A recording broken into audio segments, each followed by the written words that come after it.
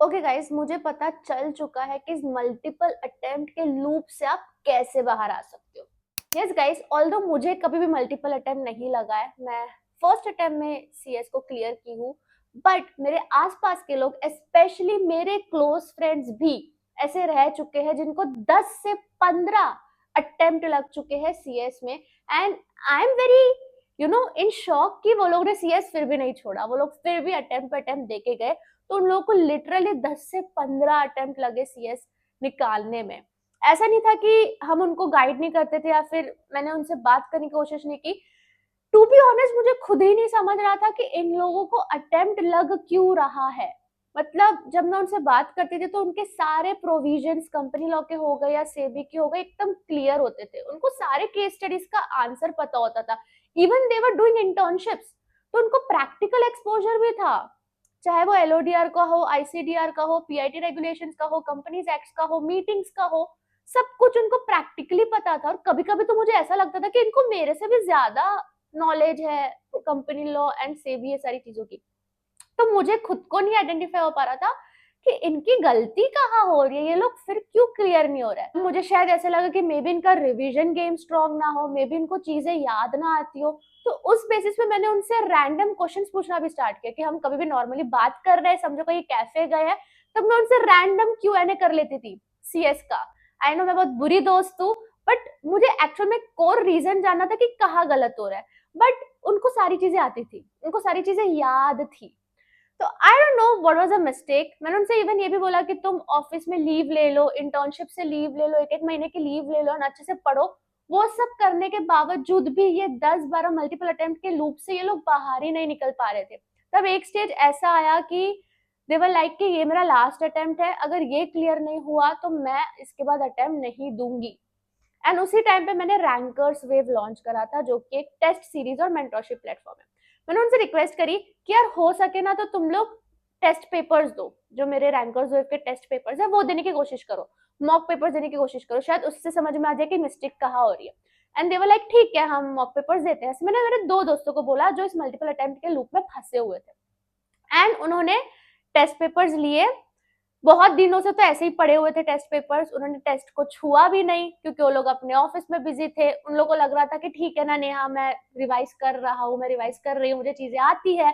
But मैंने उनको बहुत डिग करा, बहुत फोर्स करा कि नहीं, एक पेपर तो देके देखो, एक चैप्टर वाइज का टेस्ट देके तो देखो। एंड जब उन्होंने टेस्ट पेपर ओपन किया, दे वर लाइक कि मैं लिख ही नहीं पा रही हूँ, मैं आंसर लिख नहीं पा रही हूँ, मुझे नहीं पता चल रहा है मैं शुरुआत कहाँ से करूँ। आधे घंटे तक तो मैं यही सोच रही थी कि मैं लिखूं क्या।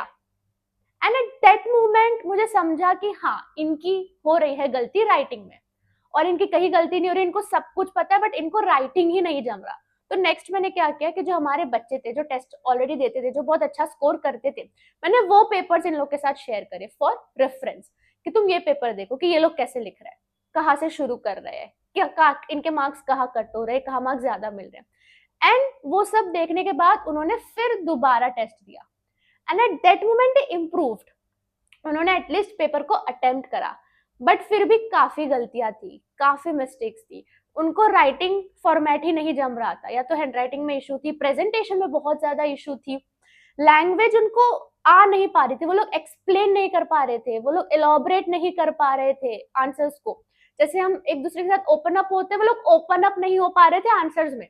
उनको पता है क्या आंसर है, बट वो लोग बयां नहीं कर पा रहे थे कि कैसे लिखना है। ऐसी सारी चीजें हुई। एंड वो ओपन अप कैसे होता है, समझो आप दो दोस्त हो, दोनों दोस्त ओपन अप कब होंगे, जब बार बार बात करोगे, जब बार बार मिलोगे, तब भी ओपन अप होगे। बिल्कुल उसी तरीके से राइटिंग के साथ कनेक्शन होता है, जब बार बार राइटिंग करोगे, जब बार बार प्रैक्टिस करोगे, तब ओपन अप होगे राइटिंग में। ऐसा नहीं कि एक दो बार राइटिंग प्रैक्टिस किया और ओपन अप हो गए। तो ये चीज मैंने उनको समझा और उनको बोला कि तुम लोग हर दूसरे दिन टेस्ट दो, क्योंकि तुम लोग को सारी चीजें आती है, तुम लोग को पास्ट पेपर सॉल्व हो चुके हैं, तुम्हारे कॉन्सेप्ट क्लियर है, बस अमेंडमेंट्स देख लेना। बाकी तुम लोग हर दूसरे दिन सिर्फ और सिर्फ टेस्ट ही देते रहो और कुछ मत करो। एंड उन्होंने वही किया, उन लोग हर दूसरे दिन एक टेस्ट, दो टेस्ट, तीन टेस्ट, ऐसे टेस्ट पे टेस्ट दिए गए। फिर आई मॉक टेस्ट की बारी, एंड उनको बोला कि तुमको मॉक टेस्ट भी देना है। मेरे दोनों फ्रेंड्स ने मॉक पेपर्स दिए। रैंकर्स में ना दो मॉक पेपर्स का सेट होता है, तो उन्होंने एक मॉक पेपर का सेट दे दिया, सामने से उन्होंने बोला कि नहीं यार दूसरा मॉक पेपर का सेट भी भेजना, हमको वो भी देना है। तो उन्होंने दूसरा भी मॉक पेपर दिया। एंड इस टाइम दे वर लाइक कि ये तो हमारा लास्ट अटेम्प्ट, अगर नहीं हुआ तो हम तो नहीं ही आगे कंटिन्यू करने वाला है, but I was hoping for the very best. हम लोग एग्जाम में गए, जनरली अपना एग्जाम्स होता है, उन्होंने वो एग्जाम्स दिया। जब रिजल्ट की बारी थी, they were least expecting, because they were like कि पता नहीं क्या होगा कैसे होगा, जैसे हर बार जाता है वैसा ही एग्जाम गया है, इस तरीके का उनका ओपिनियन था। बट जब रिजल्ट आया, दोनों दोस्त क्लियर हुए, दोनों दोस्त सीएस बन गए।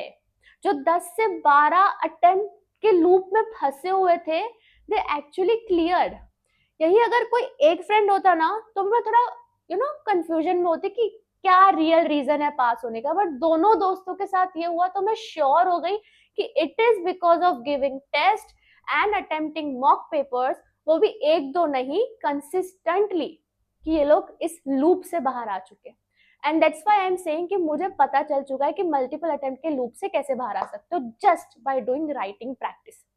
अगर आपका सब कुछ सही है, सब कुछ टिक है, आपको कॉन्सेप्ट्स आते हैं, अपने पास्ट पेपर सॉल्व करा है, आपको केस स्टडीज आती है, फिर भी क्लियर नहीं हो रहे हो, then it is only because of writing.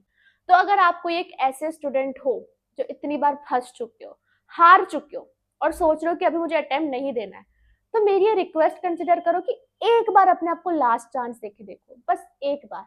And ये लास्ट चांस में मैं चाहती हूँ कि आप सिर्फ और सिर्फ टेस्ट दो। अगर रैंकर्स वेव के टेस्ट सीरीज की बात करूं, तो इसमें हमने पास्ट ईयर पेपर्स के क्वेश्चंस उठाए हैं, मॉड्यूल के पीछे के क्वेश्चंस उठाए हैं, इवन सीएससीएमए के क्वेश्चंस भी उठाए हैं। तो आप वो दे के देखो, जिससे आपका पास्ट ईयर पेपर भी सॉल्व हो जाएगा, आपका मॉड्यूल भी सॉल्व हो जाएगा, क्योंकि आप टेस्ट दोगे तो वो सारे क्वेश्चन तो हमारे में एडेड है।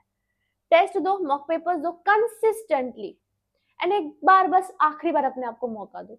मुझे पता है आप क्लियर हो जाओगे, क्योंकि मेरे दो दोस्त क्लियर हुए, मेरे आंखों के सामने लाइव एग्जाम्पल है।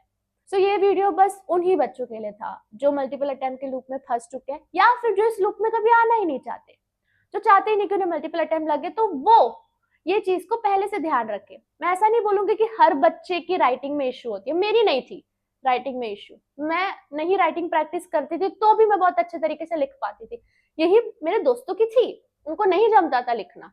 एंड 90% बच्चों की राइटिंग में इश्यू होती है। तो अगर आप ऐसे कैटेगरी वाले हो जिनको राइटिंग में इश्यू है, रैंकर्स वेव की test series is just for someone like you. पूरा यूज करो इस चीज का, जितना मन होता है, जितना कर सकते हो उतना टेस्ट दो, जितना हो सकता है उतना राइटिंग प्रैक्टिस करो, because this is the only way जिससे आप क्लियर हो सकते हो। और अगर ये नहीं करोगे तो आप मल्टीपल अटेम्प्ट में फंसे रह जाओगे।